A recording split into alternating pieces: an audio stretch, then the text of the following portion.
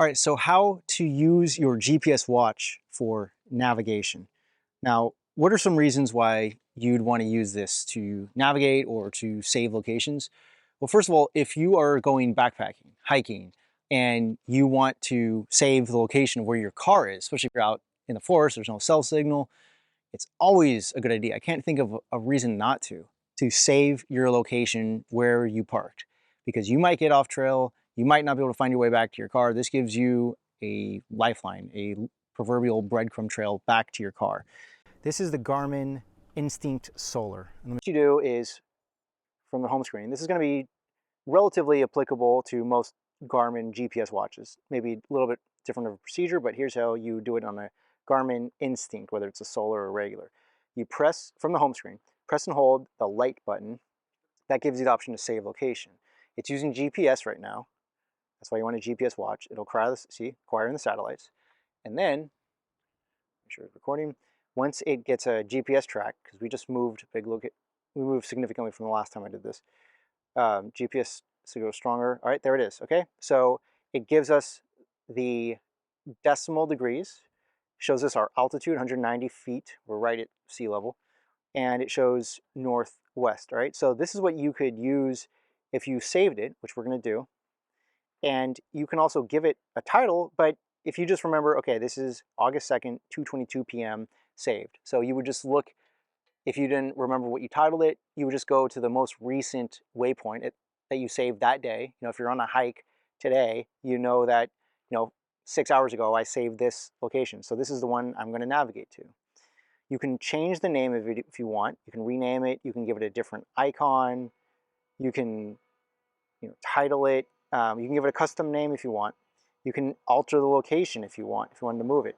It shows you the elevation. You can calibrate that if you know the elevation is off.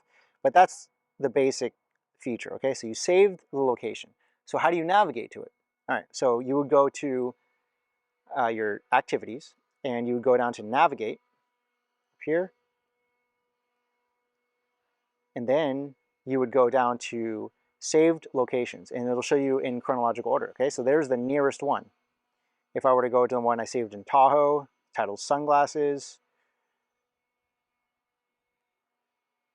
that would be, well, should be in here somewhere unless I deleted it. There it is, sunglasses, right? So that's showing 172 miles away from where we are right now.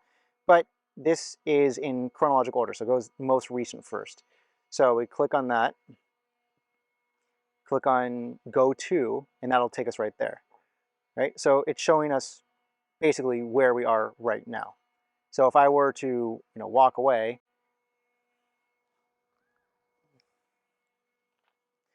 you'll see that it's getting a little bit farther away.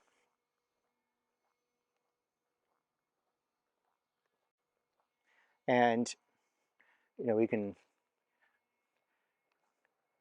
there's sight and go, pan zoom, and pan zoom is what you'd want to use if you want to change the display, right? So real close, see that?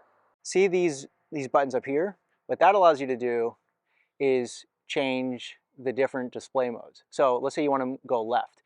You'd click up here till it goes to the left, right, and then you do that to go left or right. If you click over here, now you can zoom in, zoom out. If you click over here, you can go up on the map or down on the map, right? So you want to basically use the map setting that fills in the screen. And let's go down a bit. There it is. All right, you can see the position of where we are up here to that location of where we saved the location. It's titled August 2nd, 2:22 p.m. So it does that automatically. So if we were to navigate back to where we saved that location, see how the arrow is pointing downward now? So now we're navigating back.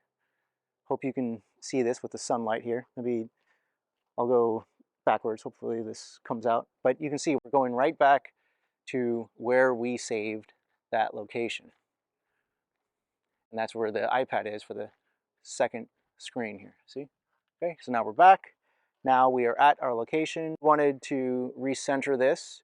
We would go here, the GPS button, go to the left, go up, let's go down, right? And then let's zoom in.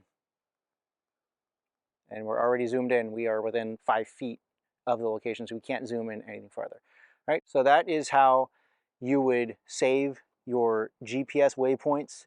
You can mark probably thousands of these. It takes up just a fraction of your data.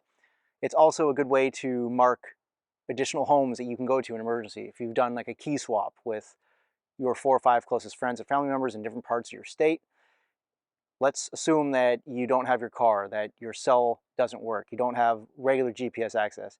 If the GPS, constellation of satellites are compromised, then this won't work. But more likely, your cell phone won't work, you won't have battery charge, you won't have navigation in your car, you won't even have access to your normal car.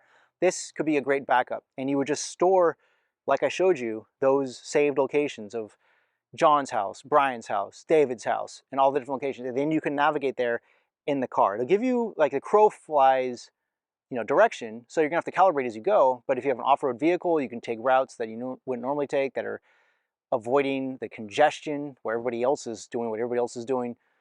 And this is going to be something that you should learn how to do now before you're forced to in a much less comfortable environment that's less amenable to learning. All right, I hope this helps. If it does, please let me know. And thanks for watching.